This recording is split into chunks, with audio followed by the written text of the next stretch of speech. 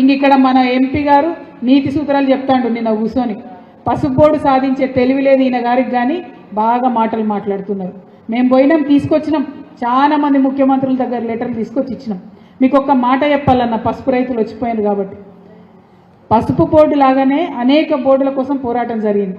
అది పొగాకు board, tea board, అవన్నేమో పార్లమెంట్లో పెట్టి చట్టం చేసింది. ఓన్లీ పసుపు బోర్డు అంటే ఎంత తేలిక అంటే, ఎంత అలుసు అంటే, ఎంత చులకన అంటే, కేవలం గజెట్ ఇచ్చి పెట్టేసారు అంతే. పార్లమెంట్లో పెట్టలేదు, పాస్ చేయలేదు. అందుకే మొన్న బడ్జెట్లో పసుపు బోర్డుకు ₹1 కూడా ఇవ్వలేదు. ఇచ్చే అవకాశమే ఉండదు, ఎందుకంటే చట్టబద్ధత లేదు పసుపు బోర్డుకి. నేను అరవింద్ గారికి చెప్తా ఉన్నా, నువ్వు ప్రెస్ మీట్లో కూర్చొని పిచ్చి మాటలు మాట్లాడు కాదు.